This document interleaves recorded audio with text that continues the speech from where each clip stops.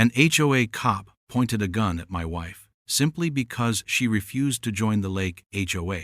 He cornered her right at our community mailbox, trying to force her to sign bogus, mandatory membership papers.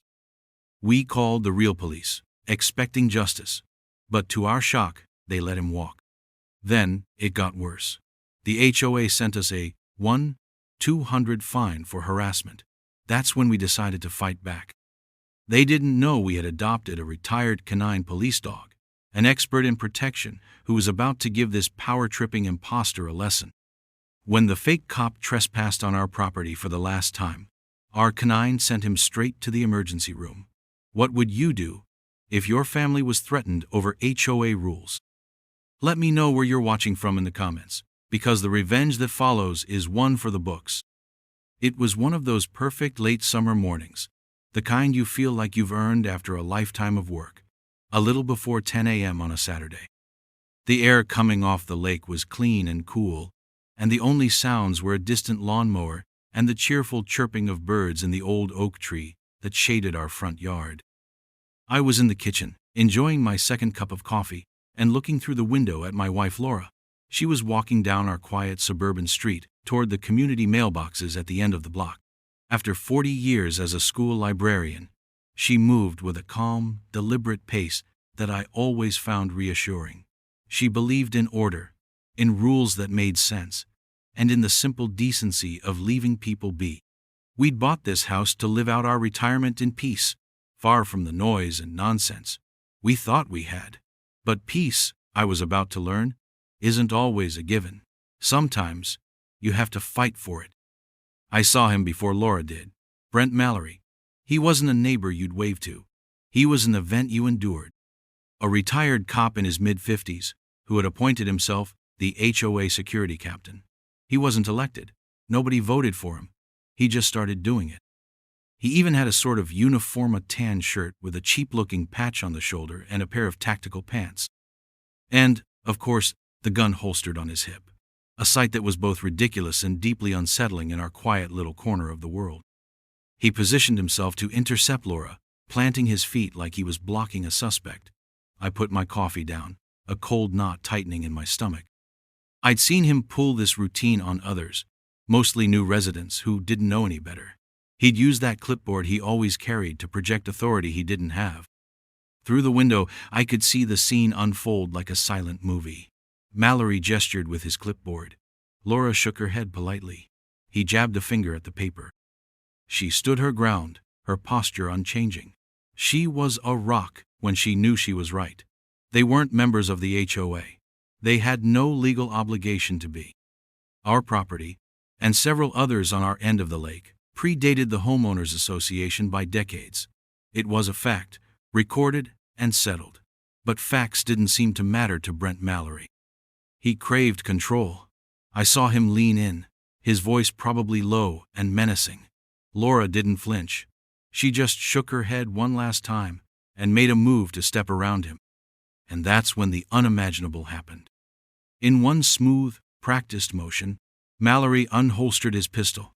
He didn't point it at her head, but he held it low, aimed at the ground in front of her feet, a clear and unmistakable threat. He was a former cop. He knew exactly the line he was crossing. He was using that gun not just to intimidate, but to command. He was claiming she was trespassing on HOA property by simply trying to get her mail from a federally owned mailbox. The world went red. My heart hammered against my ribs, and a primal rage I hadn't felt in years surged through me. My wife. He was threatening my wife. That's when the silence of the morning shattered. "Hey, what the hell are you doing, Brent?" It was my neighbor from across the street, a good man named George, shouting from his porch. The spell was broken. At the same time, I was already moving, flying out the front door and sprinting down the driveway, my mind registering one single critical detail: our Ring doorbell camera. It was recording everything. Every word, every movement, every bit of this insane power trip. "Get away from my wife!" I roared. Mallory's head snapped toward me, his face a mask of shock, caught completely off guard. He'd expected Laura to be an easy target, a quiet librarian who would crumble. He hadn't counted on a witness, and he certainly hadn't counted on me. He quickly holstered his weapon as I reached him, pulling Laura behind me. I put myself between her and that wannabe commando. "You've lost your mind," I told him, my voice shaking with fury. "The real police are on their way." Laura, pale but composed, already had her phone in her hand, dialing 911. The arrival of a real sheriff's deputy, a calm professional named Lawson, felt like a wave of relief. Finally, a sane authority figure. Mallory immediately launched into his performance. "Just a misunderstanding, officer," he said, oozing false sincerity. "This resident was trespassing, and I was simply advising her of the community bylaws." He conveniently left out the part about the firearm. But George had seen it. I had seen it, and I pointed directly at my front door. "It's all on video," I said, my voice steady now. "Every second of it." He drew his gun on my wife. Deputy Lawson listened patiently to all of us, taking detailed notes. He assured us he would get a copy of the camera footage and that they would follow up. That night, I felt a flicker of hope. The system was working. We had a witness. We had video evidence. This was an open and shut case of aggravated assault or menacing. Justice was coming for Brent Mallory. We went to bed feeling shaken but secure, believing the worst was over. We were wrong. The next day, Sunday, was quiet. Too quiet. No call from the sheriff's department. No news. Just a lingering sense of dread. On Monday, it arrived. A certified letter from the HOA. It felt heavy in my hand, heavier than a single piece of paper should. I signed for it, a sick feeling growing in my gut. I opened it right there on the porch. My eyes scanned the page and the words blurred together in a haze of disbelief and fury. It wasn't an apology, it was a fine. A fine for 1,200. The reason listed was harassment of an HOA official and illegal use of a guard dog. I read that last part twice. Illegal use of a guard dog. We didn't own a dog. We had a cat, a lazy 19-year-old tabby that spent its days sleeping in sunbeams. The charge was a complete fabrication, a piece of fiction written on official-looking letterhead. They weren't just defending their guy, they were attacking us. This wasn't a simple dispute with a power-hungry neighbor anymore. This was a coordinated, malicious assault by the entire HOA board. The flicker of hope I'd felt was extinguished, replaced by a cold, hard certainty. This was a war. And the first shot hadn't been the gun Mallory pulled, but this piece of paper, this declaration that the truth didn't matter. They thought a fine and a lie would make us back down. They had no idea who they were dealing with. They had just made the biggest mistake of their lives. That certified letter wasn't just a fine, it was a declaration of war. My initial shock hardened into a cold, clear resolve. They thought I was some old man who would be scared off by official-looking paper and a made-up 5-figure penalty. They didn't know me. I spent 40 years as an electrician, and in that trade, you learn one thing above all else. You don't guess, you test, you verify, you follow the wire back to the source. And that's exactly what I was going to do. My new goal was simple. I wasn't just going to get this ridiculous fine thrown out. I was going to clear our names, protect my wife from ever being threatened again, and I was going to expose Brent Mallory and his compliant HOA board for the frauds they were. This wasn't about money anymore. This was about the truth. The first thing I did was sit down at my computer. No frantic phone calls, no angry emails, just quiet, methodical work. I opened the Ring app and downloaded the entire video file of the incident at the mailbox. I saved it in 3 separate places: on my computer's hard drive, on a USB stick, and on a cloud server. Redundancy is key. Then, I went through the footage frame by frame, isolating the exact moment Mallory drew his pistol. The image was perfectly clear. You could see his hand on the grip, the weapon clearing the holster, his aggressive posture. I printed out a half-dozen high-quality still photos of that moment. Next, I took the certified letter from the HOA and the envelope it came in and placed them in a plastic document protector. Every piece of paper they sent me was now a piece of evidence. I then drafted a very polite, very formal email to the HOA's official address, citing their own letter and respectfully requesting a full copy of their governing documents, including their bylaws and any regulations concerning non-members and public access ways. I hit send, and the little sent confirmation felt like my first shot fired back. Unsurprisingly, days went by with no reply. A few afternoons later, I saw my neighbor Nancy Coates out tending her rose bushes. Nancy was a widow in her early 70s, a retired county clerk who knew more about this town's paperwork than anyone alive. She was sharp as a tack and didn't suffer fools gladly. I walked over, holding the clipboard Mallory had shoved at Laura, which he dropped during the confrontation, and I had picked up. "Nancy," I said, "can I ask you a question about official documents?" Her eyes lit up. This was her turf. I showed her the mandatory membership form. She put on her reading glasses and studied it for a long moment, her finger tracing the outline of a seal at the bottom of the page. "Well, Jack," she said without looking up, "this is supposed to be a county seal. But it's not a good one." She explained that a real county seal is an embossed stamp, a physical impression made on the paper that you can feel with your finger. This was flat, just a printed image. Worse, she said, the resolution was fuzzy, like a bad photocopy. She took the document inside and came back a few minutes later with a magnifying glass. "See here?" she said, pointing to the edges of the image. "Pixelation. This was copied from a digital file, and not a very good one." She promised to look into it. The next day, she called me. Her voice clipped with excitement. She'd found it. The exact image of the seal had been lifted from a 20-year-old county planning PDF that was still available on a forgotten corner of the public records website. It was a forgery. A clumsy, provable forgery. Brent Mallory wasn't just a bully with a gun. He was a common criminal passing off fake documents as real.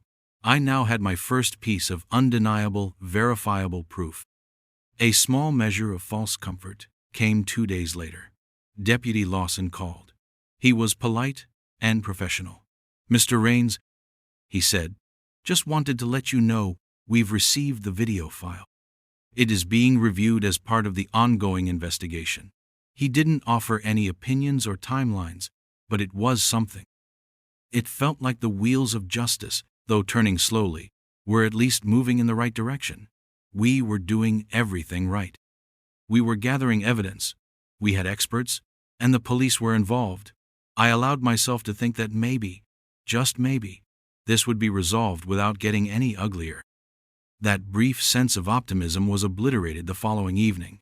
I got home from the hardware store to find Laura standing in the living room, holding a letter that had just been delivered by a process server. Her face was ashen.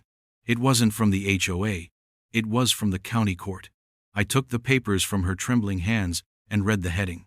It was an application for a temporary restraining order, filed by Brent Mallory, against me.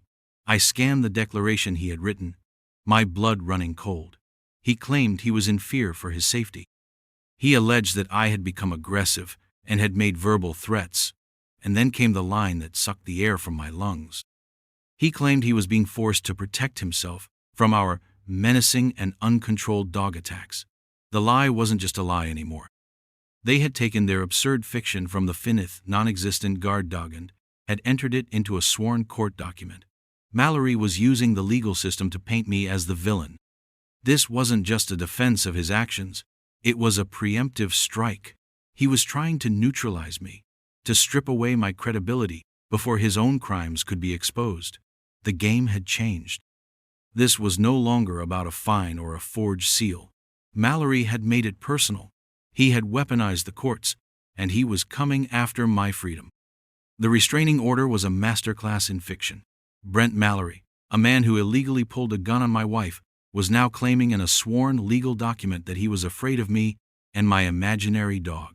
Reading his words, I didn't feel anger or fear. I felt a strange and potent clarity. He had given me a roadmap. He had, in his own arrogant and foolish way, told me exactly what I needed to do next. If Mallory and the HOA wanted to build their entire case on the lie of a menacing dog, then I would answer their fiction with a very real, very disciplined fact. The decision solidified in my mind, cold and hard as steel. I was going to get a dog. I didn't go to a shelter or a breeder. I picked up the phone and called a friend. A man I'd known for 30 years named Dave, who had recently retired as a sergeant from a city police department about an hour away. Dave had been in charge of his department's canine unit. I explained the situation, from the gun at the mailbox to the forged seal on the HOA papers, all the way to the restraining order based on a phantom animal. Dave was quiet for a moment, and then he let out a low whistle. "He's trying to paper you to death, Jack," he said. "He's building a false narrative for the court, hoping you won't know how to fight it." He paused. "You know, we just retired one of our best. His name is Rex, Belgian Malinois, 8 years old. His handler got promoted to a desk job and couldn't keep him. He's a good boy, calm as can be, great with family, but he's still got the training. He knows what a threat looks like. This wasn't just a dog, he was a trained professional, a living, breathing security system with a pedigree of service." It was the perfect, legal, and most fitting response to Mallory's fantasy. 2 days later, Laura and I drove to Dave's house to meet him. Rex was magnificent. He had the sharp, intelligent eyes of his breed, but there was no nervous energy about him. He stood calmly at Dave's side, observing us with a quiet confidence. When Dave gave the release command, Rex walked over to Laura, sniffed her hand gently, and then sat, looking up at her, as if awaiting his next instruction. We spent an hour with him, and I saw immediately what Dave meant. He was 2 dogs in one. With us, he was a gentle giant, soaking up affection. But when Dave put him through a few simple commands, you could see the switch flip, the focus, the discipline, the sheer presence of a highly trained service animal was unmistakable. He was exactly what we needed: a protector, a deterrent, and a living, 4-legged rebuttal to every lie Mallory had put on paper. The adoption was formalized the next day. I have the papers in my binder right now, time-stamped and official. I then drove to the county courthouse, walked up to the clerk's window, and paid the licensing fee. The receipt, for $75.50, also went straight into the binder. Every step was by the book. Rex was now legally and officially ours. The next couple of weeks settled into a new routine. Rex became a comforting presence in our home. He'd follow Laura out to the garden and lie in the grass, a silent, watchful guardian. He'd sit at my feet in the evenings while I organized my growing binder of evidence. The lie from the HOA had, ironically, brought a new layer of genuine security to our lives. But I knew Mallory wouldn't just give up. His ego wouldn't allow it. Sure enough, about a week after Rex arrived, I was in my home office when I noticed movement near our back fence. It was Mallory. He was half-crouched, trying to stay out of sight, pointing a camera with a long lens through a gap in the fence slats, trying to get a picture of Rex in the yard. He was actively trying to manufacture evidence for his fraudulent restraining order. He didn't realize that 2 years ago, I had installed a second security camera overlooking our back gate. I saved the video file timestamped, of course, and the next morning, I was back at the sheriff's station. I filed a formal trespassing complaint against Brent Mallory, complete with the new video evidence. I was no longer just defending. I was building my own case, piece by documented piece. That week ended with a spark of hope from a completely unexpected direction. My phone rang one afternoon. It was a woman from a local television news station. "Mr. Rains," she said, her voice professional and inquisitive. "My name is Sarah Jenkins. I'm an investigative reporter.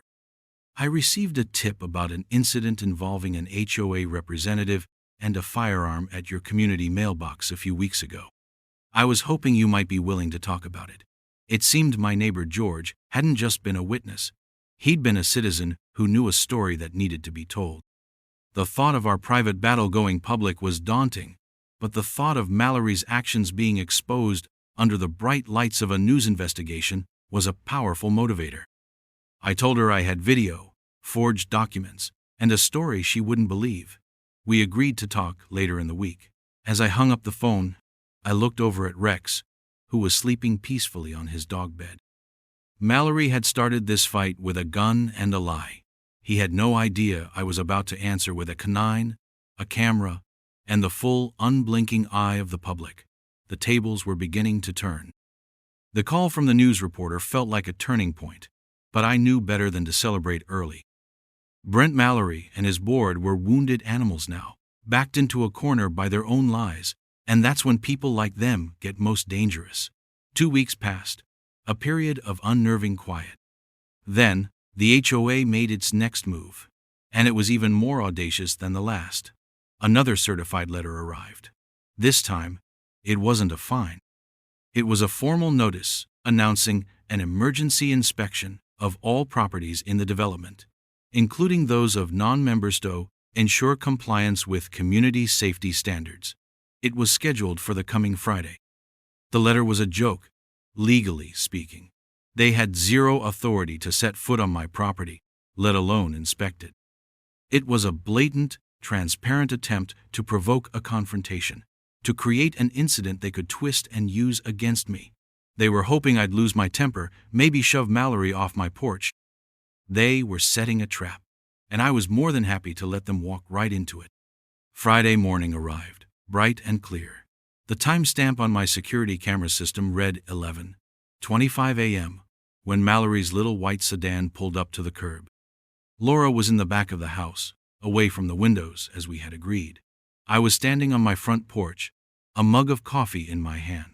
Rex was at my side, not on a leash, but sitting calmly, his attention fixed on me, awaiting a command. He could feel the tension in the air, but his training kept him perfectly still. This was exactly the scenario I had prepared for. Mallory got out of his car, clipboard in hand, and strutted toward my house with the same unearned confidence he always displayed. He stopped at the edge of my lawn, just short of the low decorative gate that marked the entrance to my front walkway. "Rains!" he called out. "Emergency inspection. I need access to the property." I didn't raise my voice. I didn't move from my spot. "Mallory, you are not welcome here," I said, my voice calm and even. "You have no legal right to be on my property. I am telling you to leave." He scoffed, a little smirk playing on his lips. "I have a mandate from the HOA board," he said, waving the clipboard like it was a royal decree. "You're obstructing an official proceeding." He then took the fateful step. He opened my gate, strode through it, and planted his feet on my walkway. He was now, unequivocally, a trespasser. My security camera, positioned just above the front door, was capturing a perfect wide-angle shot of the entire scene. Rex tensed slightly, but didn't move. He was watching my face, waiting for a signal. I set my coffee mug down on the porch railing. "This is your second warning, Brent," I said, my voice as hard and cold as I could make it. "You are trespassing. Leave my property now, or you will be removed." He saw Rex, of course. A flicker of something fear, or maybe just calculation, passed through his eyes. He probably thought he could use the dog's presence to bolster his phony restraining order. He took another step forward. "Your dog needs to be restrained," he ordered, as if he had any right to give me commands. And then, he made his final, critical error. He raised his right arm quickly, the clipboard held like a weapon, as if he were about to strike me or the dog. Maybe he thought it would make Rex lunge, that he could then claim he was attacked unprovoked. He never got the chance to find out. In the split second his arm came up in a threatening motion, Rex reacted. It wasn't a frantic, uncontrolled attack. It was a fluid, explosive execution of his training. He launched himself off the porch, a blur of focused energy. He didn't go for the throat. He went for the limb that posed the threat. He hit Mallory square in the chest, knocking the bigger man backward off his feet with a loud grunt.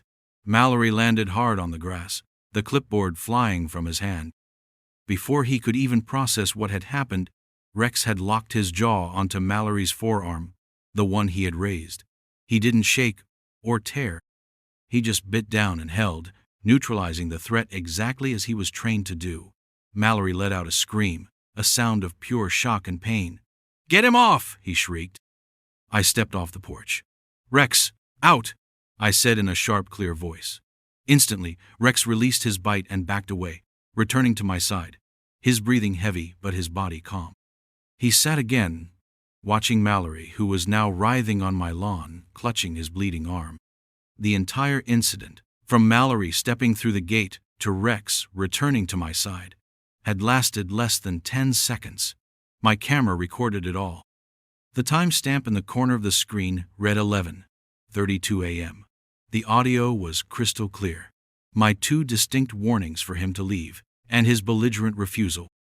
I could hear his scream, and I could hear my sharp, single command that instantly ended the engagement. I pulled out my phone, not to call 911, I was sure a neighbor already had, but to check the recording. It was perfect. And then, in the distance, I heard it, a faint, rising siren. It grew louder, closer. They were coming. A wave of cold uncertainty washed over me. I had everything documented. I was in the right. But I had just unleashed a trained canine on a man, an ex-cop no less, who was now injured on my property. As the siren screamed closer, I had to wonder, whose side would they take? Was I about to be praised for defending my home, or was I about to be put in handcuffs? The wail of the sirens grew louder, a sound that, in any other circumstance, would have been reassuring. But now, with Brent Mallory nursing his arm on my lawn and my dog at my side, it felt like a coin toss. I had done everything by the book, but the book can get twisted by people who know how to twist it. I just stood there, waiting. I had the facts on my side. The video, the documents, the dog, and the truth. When the first sheriff's cruiser pulled up, followed immediately by an ambulance, I felt a strange sense of calm. This was just the next step in the procedure. 2 deputies got out. One was young and had that cautious look that all new officers have. The other was older, thicker around the middle, with a face that said he'd seen everything twice. Paramedics rushed over to Mallory, who was now putting on a theatrical performance of agony, moaning about his arm and his life being in danger. The older deputy, whose name tag read Miller, walked over to me. He kept a safe distance, his eyes flicking from me to Rex, then back again. "What happened here, sir?" he asked, his voice neutral. I didn't get loud. I didn't point or gesture wildly. I spoke in the same even tone I'd used to describe a wiring problem. That man, Brent Mallory, was notified that he was trespassing on my property, I said, nodding toward the scene on the lawn. I gave him 2 clear, verbal warnings to leave. He refused. He then advanced on me and raised his arm in a threatening manner. My dog, who is a trained canine, acted to defend me. The younger deputy started taking notes. Mallory, between groans, was shouting his version, claiming my vicious beast had attacked him for no reason while he was performing his HOA duties. Deputy Miller looked back at me, his expression unreadable. "Is that the whole story?" he asked. I simply nodded toward my front door. "Sir, I have the entire incident on a high-definition security camera. It has audio. If you'd come inside, I can show you the time-stamped footage right now." The deputy hesitated for a second, then gave his partner a nod. While the paramedics loaded Mallory onto a gurney, the 2 officers followed me into my living room. I didn't fumble with a small phone screen. I had the video routed to my large television. I hit play. The room was silent.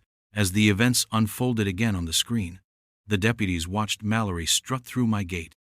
They heard my first warning, clear as a bell. "Mallory, you are not welcome here. Leave my property." They saw him scoff. They heard my second, more forceful warning. "You are trespassing. Leave my property now." And then they saw it. Mallory raising his arm with the clipboard. It wasn't a casual gesture. It was aggressive and sudden. They saw Rex's instantaneous, controlled response. They saw the takedown, the bite, and most importantly, they saw Rex immediately release his hold and return to my side on my single, sharp command. When the video ended, I turned to the deputies. I handed them a file folder. "This is Rex's official K-9 retirement certification from the City Police Department, where he served for 7 years. And this," I said, handing them another sheet, "is his current, valid county license." Just then, a man from 2 houses down came to the open door. It was Mark, a retired canine handler I'd gotten to know over the years. "Everything okay, Jack?" he asked. Then he saw the deputies. "Officers," he said with a nod. Deputy Miller recognized him. "Mark, didn't know you lived on this street?" "Sure do," Mark said. "My office window looks right out at Jack's porch. I saw the whole thing." He turned to the officers. "What you saw that dog do on the video, that wasn't an attack. That was a controlled apprehension. He engaged the threatening limb, he neutralized it with a bite and hold, and he disengaged the instant he was commanded. That's not a dangerous dog, that's a professional doing his job. Your own department's dogs are trained to do the exact same thing." Deputy Miller looked at the video footage on the screen, then at Rex's paperwork in his hand, then back at me. A slow nod. The entire atmosphere in the room had changed. The suspicion was gone, replaced by a quiet understanding. He handed the papers back to me. "Based on this footage and the circumstances, Mr. Raines," he said, "it looks like you were well within your rights to defend yourself and your property. Your dog appears to have acted exactly as it was trained to." He then added something that made a real spark of hope ignite in my chest. "Your previous report against Mr. Mallory for brandishing a firearm is also getting a much harder look now, especially in light of this. For the first time in weeks, I felt like the ground was solid beneath my feet." They finished their report, took a copy of the video, and left. Justice, it seemed, was finally on my side. That feeling lasted until about 8 p.m. that evening. The house was quiet. Laura and I were having a cup of tea, finally feeling like we could breathe. Then, there was a knock at the door. It wasn't the police. It was a courier with another one of those stiff, formal envelopes. It was from the HOA's lawyers. My hands were steady as I opened it. Inside, the arrogance was breathtaking. They were doubling down. It was a notice of a new fine, $5,000 for harboring a vicious animal and for the unprovoked attack on their representative. But there was more. The letter went on to state that my low, decorative front fence, the one Mallory had opened and walked through to trespass, was in violation of HOA covenants I wasn't even bound by. It demanded the fence be removed within 7 days, or further daily fines would be applied. I stood there, holding the letter, and I almost had to laugh. They were completely unhinged.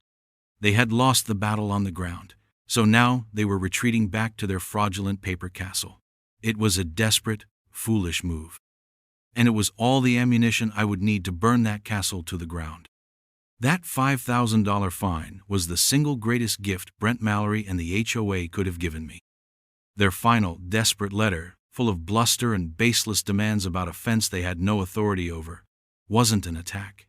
It was a confession. It was the last piece of evidence I needed to complete the puzzle. I held it in my hand and felt a deep sense of peace. The time for reacting was over. The time for acting was here. Rumors, lies, and intimidation had been their weapons. Receipts, documents, and cold, hard facts were about to be mine. For the next 2 weeks, my kitchen table became my command center. I went out and bought a heavy-duty 3-ring binder, the kind with a clear cover, and a set of professional tab dividers. This wasn't going to be a messy stack of papers. It was going to be an undeniable chronological story of their corruption. My first rule, which I'd followed from the beginning, was simple: save everything. I printed out every email exchange, every certified mail receipt, every threatening letter they had sent.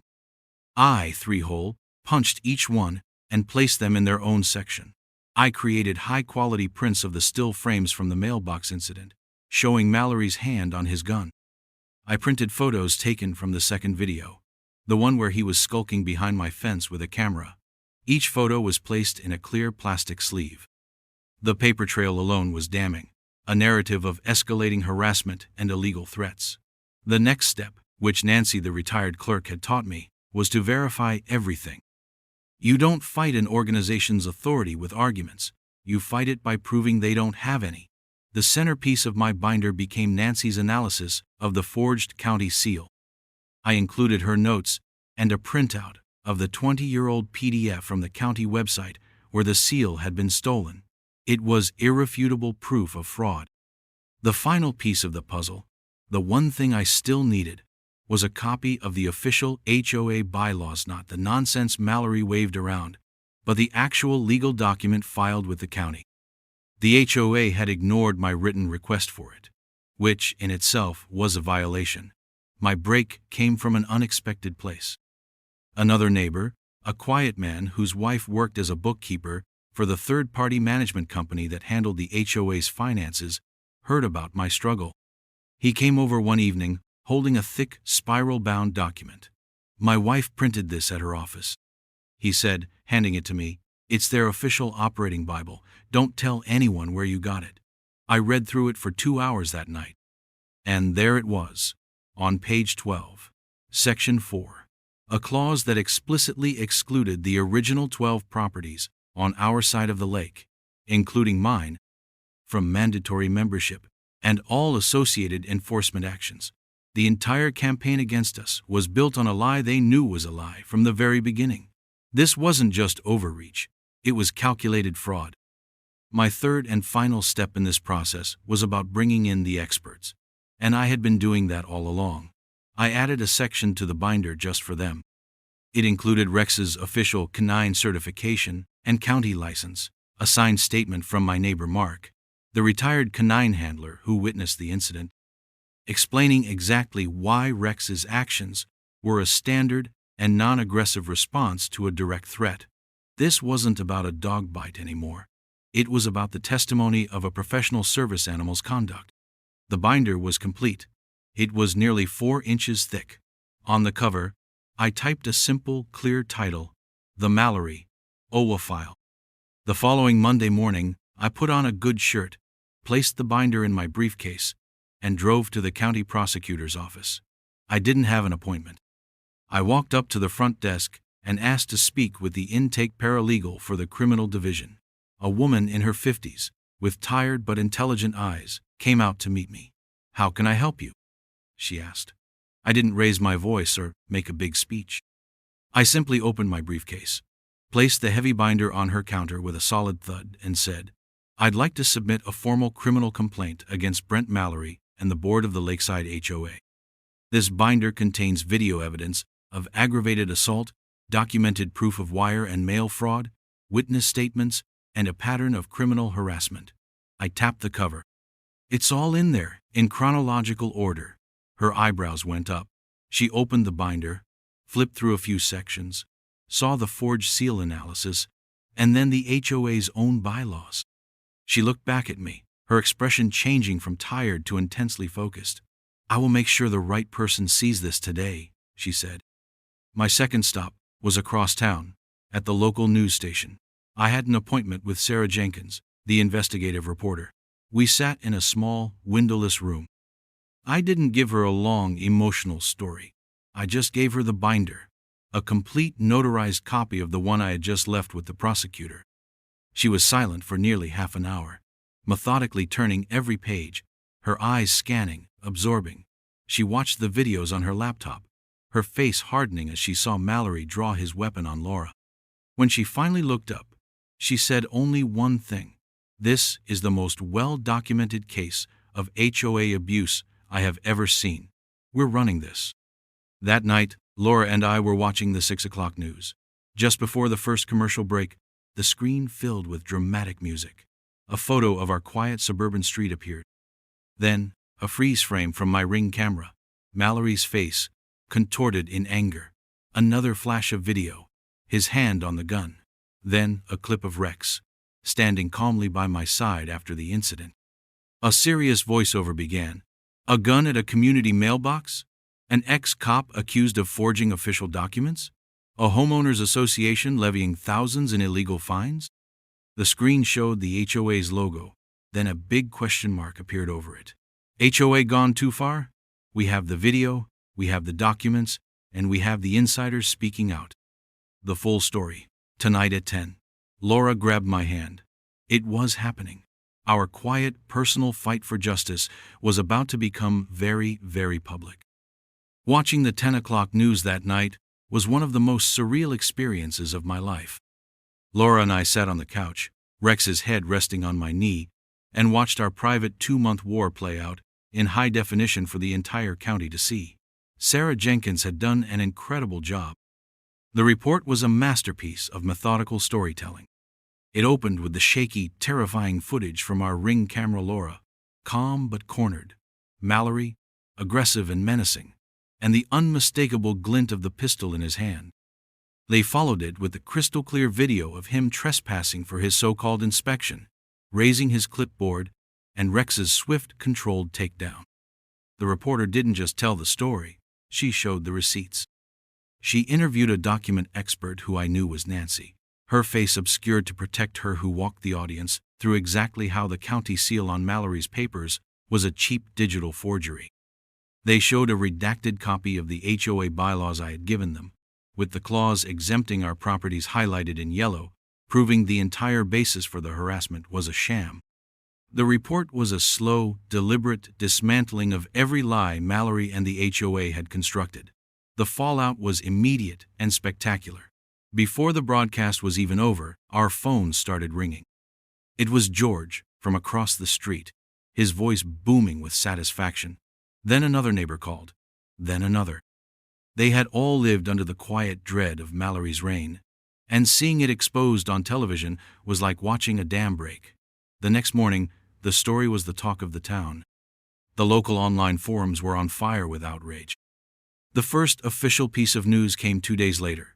A call from the county prosecutor's office. It wasn't a paralegal this time. It was the chief deputy prosecutor himself. "Mr. Raines," he said, his voice carrying the weight of his office, "I've personally reviewed your file and the evidence broadcast by the news. We are filing charges against Brent Mallory."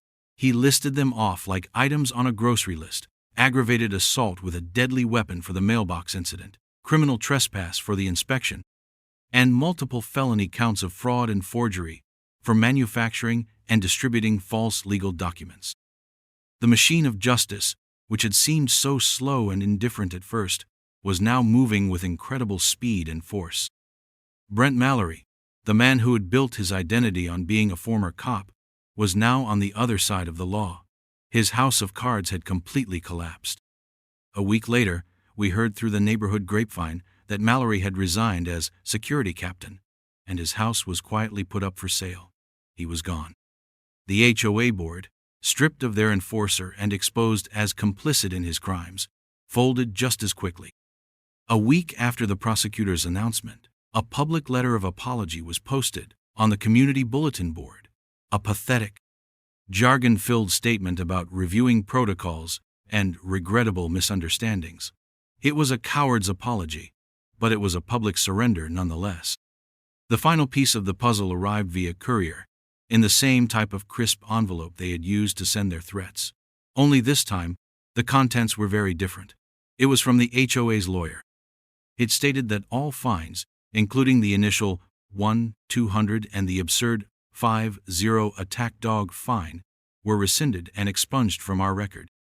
Furthermore, it included a settlement offer. In exchange for agreeing not to pursue a civil lawsuit for harassment, they would pay us $7,200. It was a carefully calculated number, designed to cover any legal fees we might have incurred and to compensate us for the distress they had caused. It wasn't a fortune, but it wasn't about the money. It was about the admission. It was the price of their defeat, written on a check we accepted. Safety wasn't just a feeling. It was something tangible that returned to our little street. About a month after the news story aired, a county work crew came out and installed a new, official-looking sign at the entrance to our neighborhood, right next to the lake. It read, "Private property and roadways. Enforcement by County Sheriff's Department only." The era of fake cops and imaginary authority was officially over. A new sense of community began to take root. The fear that Mallory had sown was replaced by a quiet solidarity. Neighbors started talking to each other more, not about rules and regulations, but about looking out for one another.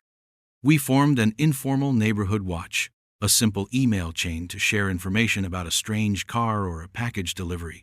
It was focused on actual safety, not on control. It was everything the HOA was supposed to be, but never was. Late one afternoon, I stood on my porch, watching the sun glitter on the lake. Rex was lying in the grass, watching a squirrel, completely at peace. Laura came out and stood beside me, handing me a cup of coffee. For a long time, we just stood in silence, watching the quiet, beautiful world we had fought so hard to protect. It took a gun, a dog, and a camera to win this fight. It took a mountain of paperwork and a refusal to be intimidated. But in the end, the simplest truths held. Receipts beat rumors. Evidence beats lies. I thought about the whole sordid affair, from that first encounter at the mailbox to the final, satisfying check from their lawyers. I realized that Brent Mallory and the HOA board had made one fundamental mistake. They believed that if they repeated a lie loud enough and printed it on important-looking paper, they could make it true. They learned the hard way that you can't vote against gravitine and you can't fake the truth.